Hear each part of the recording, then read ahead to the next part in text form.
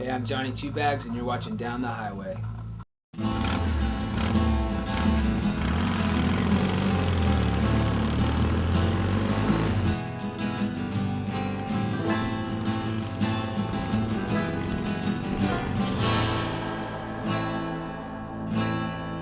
My name is Ian Harrower, and music has been a part of my life ever since I can remember. I cut hair to make ends meet, and I'm looking for a change. So I'm taking my vintage Triumph motorcycle, and I'm leaving my job, my home, and my girl to take a journey across the U.S. to explore music. So follow me through big cities and small towns of all kinds, talking, listening, and learning about the music that defines and tells the stories of the people and the city they live in. So come with me, down the highway.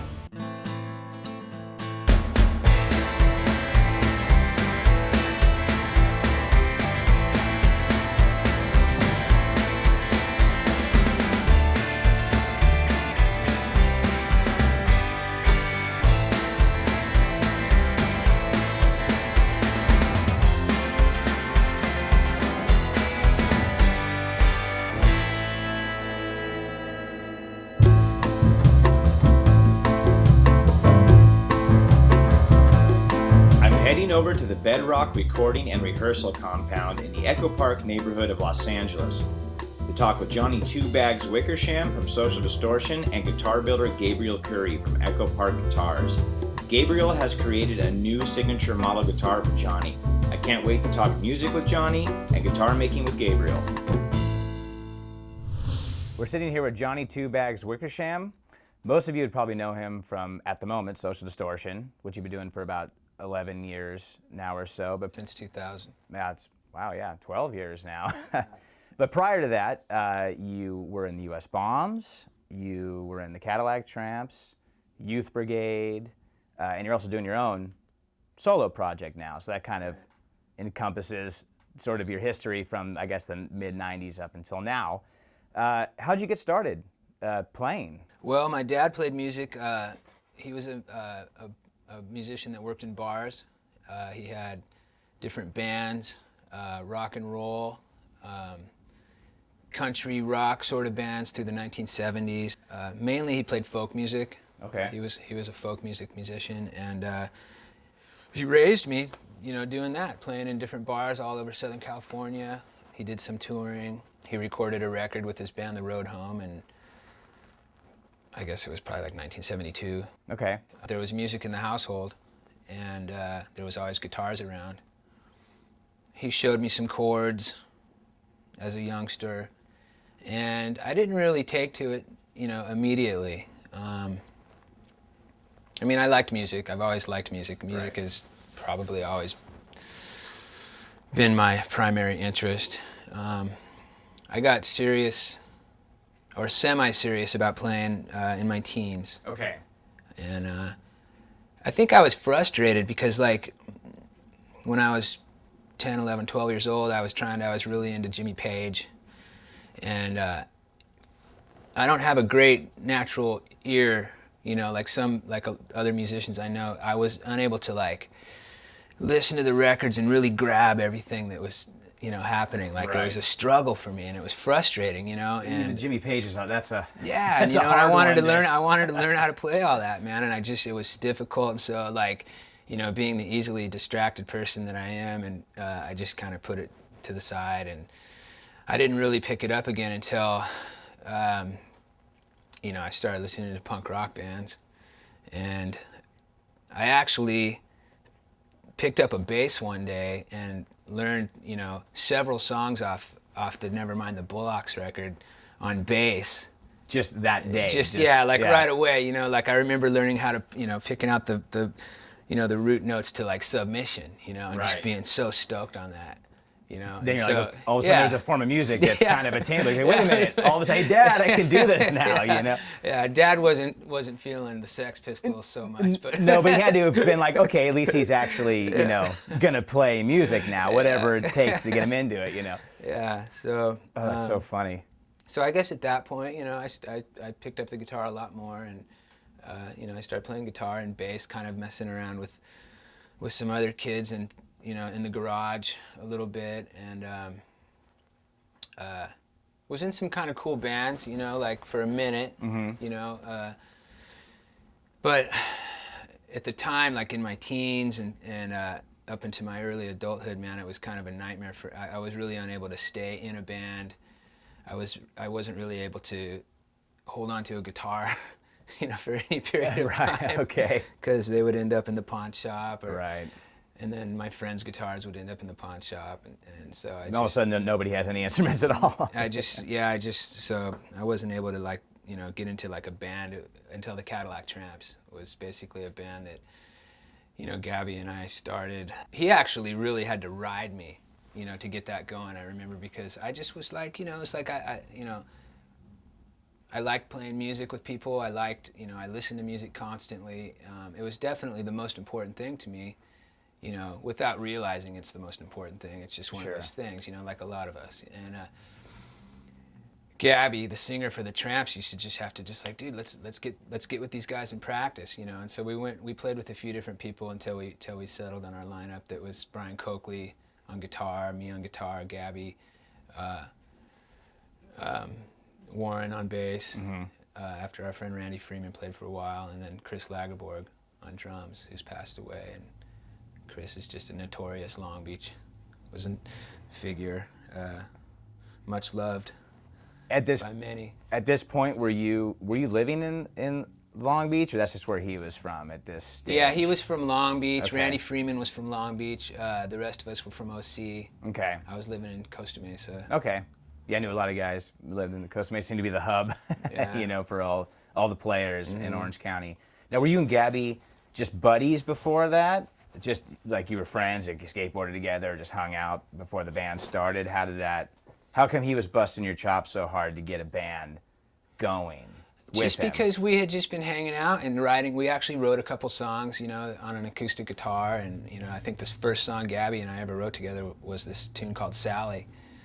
And, you know, we were doing it, but I just wasn't highly, like, motivated, you know. I just wasn't like, okay, whatever. But, I mean, I'm really grateful that he rode me to do that and to get that band going. I mean, the years of being in the Cadillac Tramps are seriously some of, like, the best years of my life, you know. And I have just endless fond memories of touring. I lived in a van with those dudes for, like, almost 6 years. Wow. You know, like, we started the band in '87. We did a 7-inch with Triple X that we actually recorded over at the Casbah, you know, where Mommy's Little Monster and all the first SD stuff, and DI and the Adolescents and everybody, Eddie and the Subtitles, you know, Chaz was a member of Eddie and the Subtitles. And by '90, we had a record out on Dr. Dream, you know, Orange County independent label, and we were just on the road from that point forward, man. We just we lived on the road. We were out on the road 10 months out of the year, I think, and I have 3 photo albums, you know, full of old pictures, and just in every photograph, everybody's just cracking up. Yeah. You know? And that's how it was, really. That's how it was. Most of the time, yeah, it was most of the time. Yeah. That's really, actually pretty Till rare. the end. That's why the end. That's why it is called the end. That's why it's you know? the end. But actually, you're very lucky that you had your first real band experience, like touring band experience like that, because I know a lot of people who, you know, just have horror stories about touring, period, but especially like the first tours. A lot of first tours cause bands just to they were gnarly. People to just go, I'm over this. I don't ever want to do this again. I'm surprised that we didn't do that, because I mean, we really did tour the country 3 times probably, playing in front of nobody. Sure. You know, playing in front of, like, I've been there. The promoter, who wasn't making any money that night, the bartender, and the sound man. Yeah. Maybe 5 other people. Yeah. You know, and it was really, for us to build our thing up, it took a lot of work, and it was slow, and it was really kind of uneven, you know, around the country. It was pre-internet. Right. There was really no way. We didn't have the kind of label situation where they could just blast the Cadillac Tramps out to the world. You know, it was just really piecemeal, and we would go through some towns like, you know, Vancouver. We'd go through Vancouver, and by the 3rd or 4th time, 5th time playing Vancouver, we were selling out like places like the Town Pump. and then we would play like Seattle over and over and over, and it'd be like the same 40 people. Right. You know, so it was completely splotchy, you know. Right. And, which I think even these days it still kind of is, but you're right about, you know, like how today there's the social networking and just things are so much more attainable. It's really interesting how it works, but you never know, you know, so financially and maybe even mentally it's hard to prepare for each night, you know, on the road. And I think those are those kind of things that start wearing at a band, just in general. Yeah, you know? I think what wears you out is what life is like in between the tour. Like when you come home for a few weeks and you're like staying on everybody's couch, you know, like for me, I rented a walk-in closet off of the hallway in my friend's apartment. You know, I think it was like $75 a month I was paying, and I had this like walk-in closet with a window at the end and like a built-in, you know, dresser drawer thing, like built-ins, and I had one of those futon chairs that you could just like, I would put it at the end, and then at night I would flop it out, and it fit perfectly in the closet like a little bed, you know, and I just, you know, I did what I had to do to be able to continue, you know, touring, and I just, you know, you keep your living costs way down, you know. Other guys in the band were like in relationships, living with their girlfriends, and, you know, that'll wear out on a relationship when you have, when you're coming home over and over with like very little or no money at all, you know. So I think that's eventually like was the main thing that kind of started to take its toll on the band, you know, towards the end. Okay, so now that being said, like that band, you know, let's fast forward to, you know, it's coming to an end because of those things you're talking about, because of maybe relationship things and financial things. Everybody has their own reason. Now, what made you want to continue on and end up in the next project from there? You know, like I'm sure some people maybe stopped. See, I've been in situations where people just stop. After that band, they're done. And maybe they'll play in like a little local band once in a while or something, you know, and some people will continue on. You know, at the end of that, what made you want to continue on to the next project and keep it moving? Well, to be honest, I didn't really have anything else I could do. Okay, fair enough. You know, I'm an average house painter. I've worked in all the different construction trades actually, and I never really got very good at any of them. You know, I never made it beyond being the helper, you know, $7-9 an hour or whatever, and I just was never, my heart and my head was never into any of that. And I understand. You know, I wanted to play music, and you know, so after the Tramps were done, my friends in the Youth Brigade decided they wanted to add a fourth guy, you know, make it a 2-guitar band. So all brothers and you. And me, yeah. Which, if nobody knows, Youth Brigade is all brothers. Yeah. Okay. So it was me and the Stern life for me for a couple of years. Nice. And, that was awesome. That is awesome. That was awesome. Well, they were already established, first off. They've already done their thing, so you can walk in, and, you know, and just kind of go with what they've already done. Yeah. Which is awesome. That's the next level for you. It's not like, it could very easily be a band that did well ends, and then you're going, well, shit, now I have to build another project from the ground up. Find the guys, write the songs, find a label, put out a record. Which, quite honestly, I'm not even sure I had that in me. You Right. know, I don't know if I would have been able to do that at that point. I see. So you did a record, and you did the European tour, did you did some U.S. touring with them, and then did they disband again after that, or what happened to cause you to move on to the next project from there? What happened is it was starting to kind of wind down. Like I think Mark didn't want to tour anymore. Adam was still in.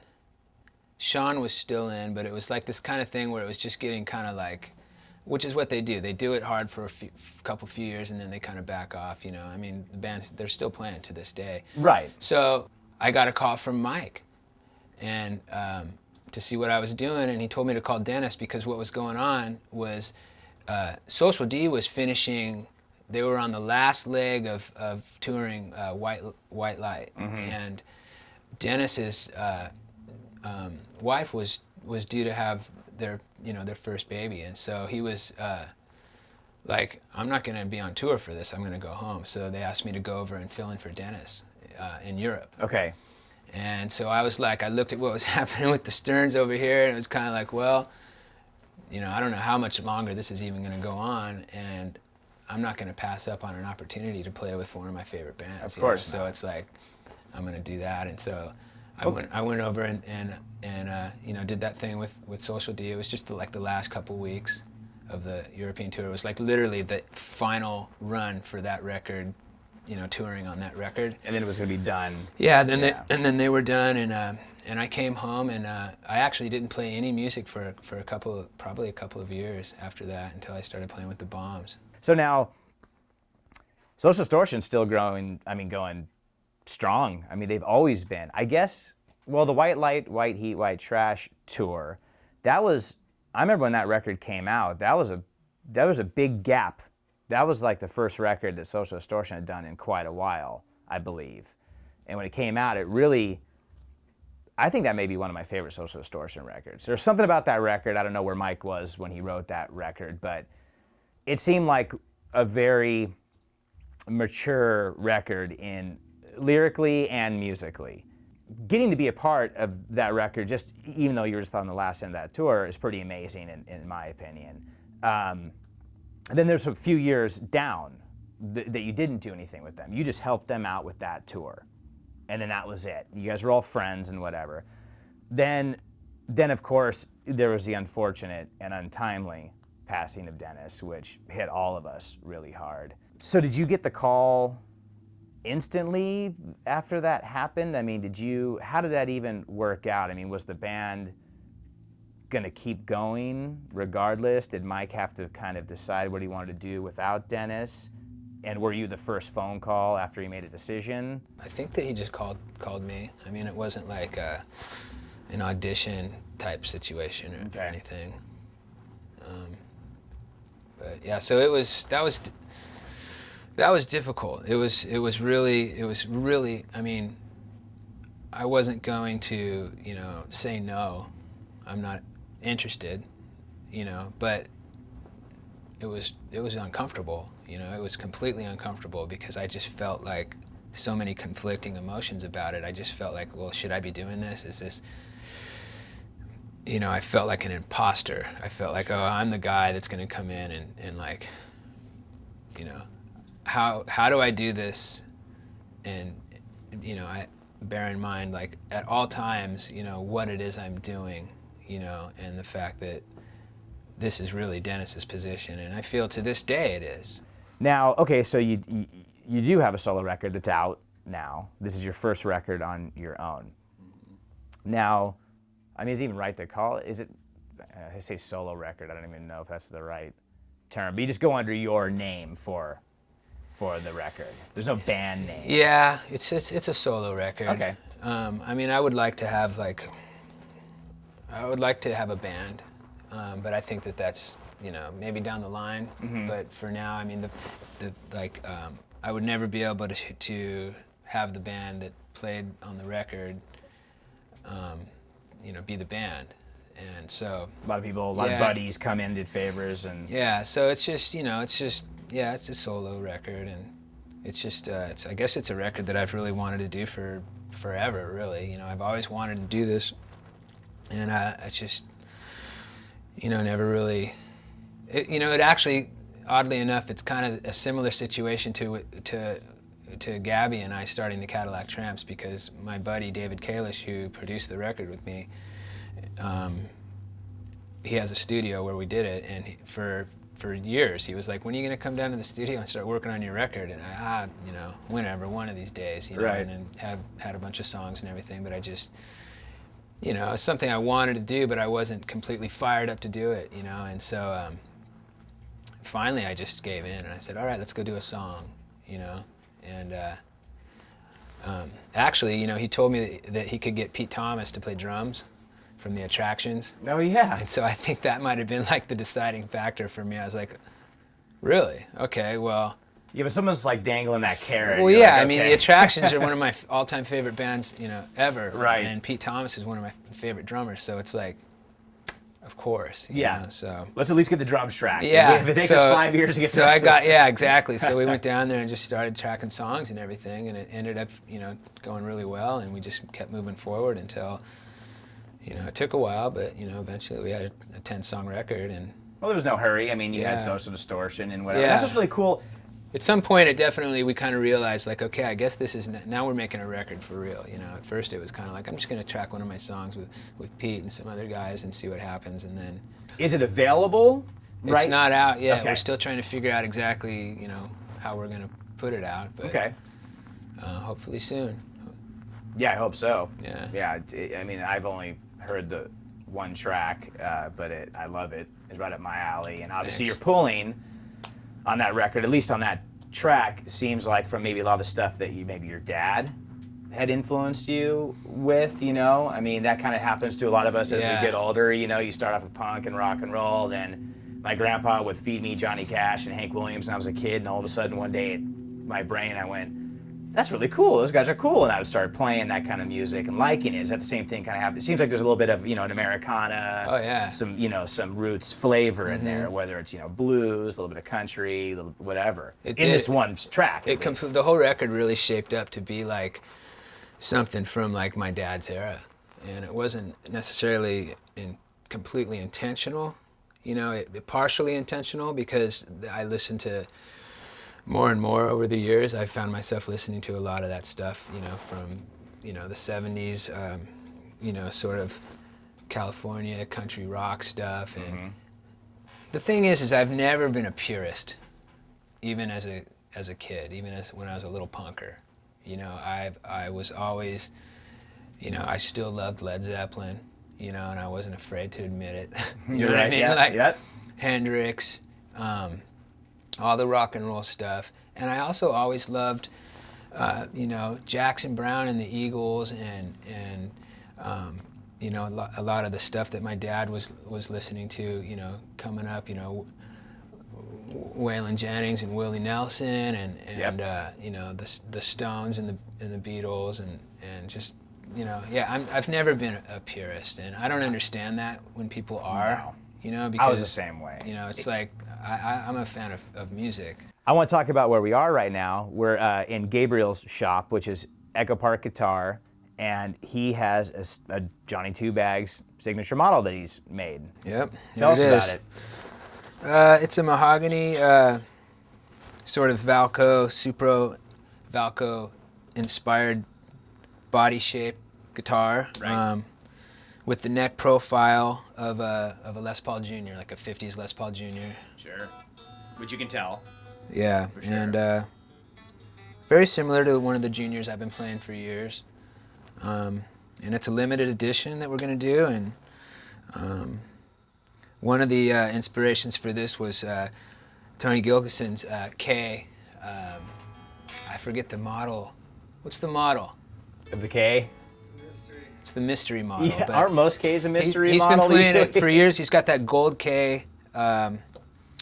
He put Gretsch pickups in it, Oh. Filtertrons, and it's a killer guitar. What I always loved about the juniors, I mean, they have, two pickup juniors also, but I have two juniors, and they're both single pickups. I love the simplicity of just having like a tone and a volume in one Yeah. pickup, and then everything else you can kind of control through. Yeah, these are Amps the and amps pedals. I play. I play Satellite Atom, just like these. And yeah, you got volume, tone. Simple. You got volume, tone. Yeah, simple. And if anything, One pedal for boost, you know. Exactly. And that's it. That's such all you need. an awesome way to do it.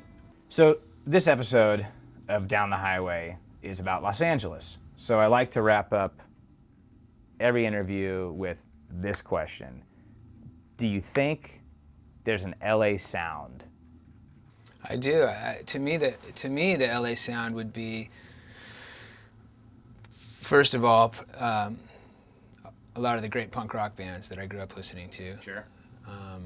And the Americana music scene of LA that happened kind of concurrently, and intertwined with all that. And bands like the Blasters, the Blasters record is one of my all-time favorites. Mine too. And the Knitters and the Red Devils, with both versions, with Right.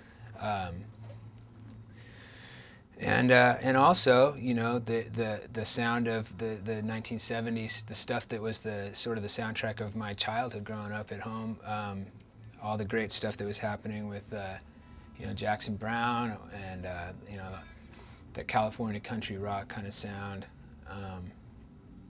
the Troubadour. Oh yeah. So those, to me, those are the two, you know, main. That's what I know, you know, are those two sort of musical scenes, you know, from different periods. Sure, very important. Weirdly enough, that one of them was kind of a reaction to the other. That you're very right about that. I know. Yeah. And the first, you know, the more kind of that sort of country rock and roll kind of sound you're talking about, it's very unique to California, which we don't need to get into all that right now. But there's a really interesting story, you know, all the, like the Dust Bowl migration for farmland, you know, in the 40s and in the 50s in the Central Coast, and it brought country music, and all of a sudden the country music scene was huge. The biggest country music scene at one point was in California. Yeah. Even Johnny Cash lived in Los Angeles in the 60s, or for a part of the 60s, you know. And that influenced a lot of the rock and roll that came later. And then that, you know, then you're right. Then it keeps rolling into like all the stuff that we love that's come out of LA. I totally agree with you, you know, with that statement. Well, that being said, maybe we should go play one of your tunes. What do you think? Sounds good. All right, let's do it.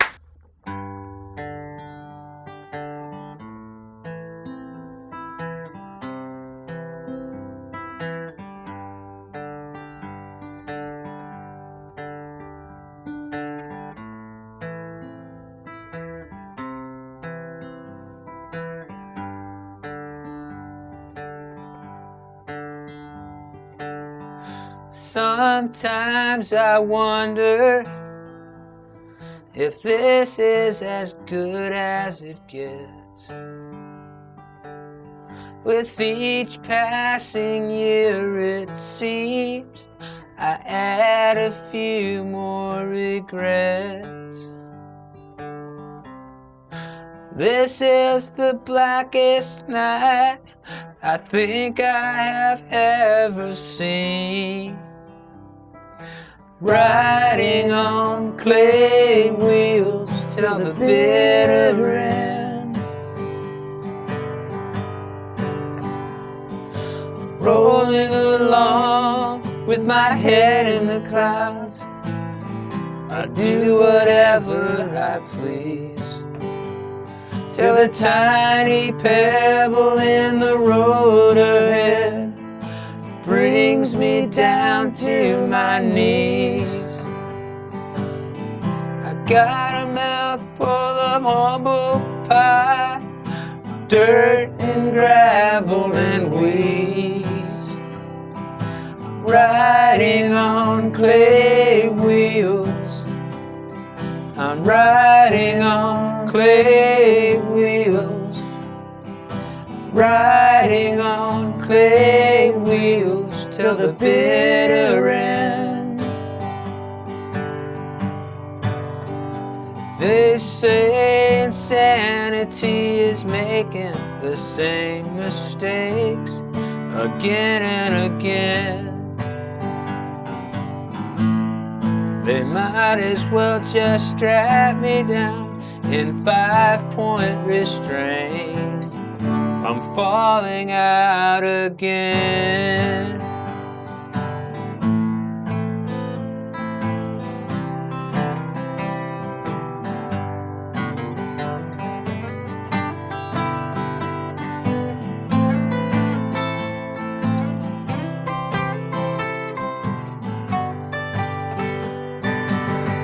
Sometimes I wonder, do you really know what I mean?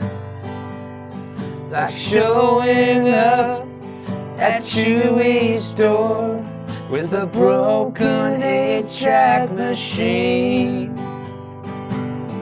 I got the same old broke-ass hustle, barely getting by for so long. Riding on clay wheels, I'm riding on clay wheels.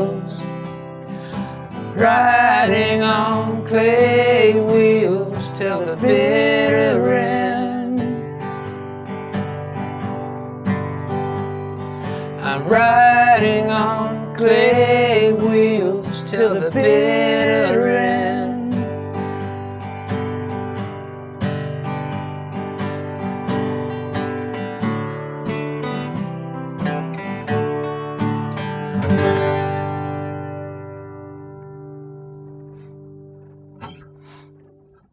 Nice.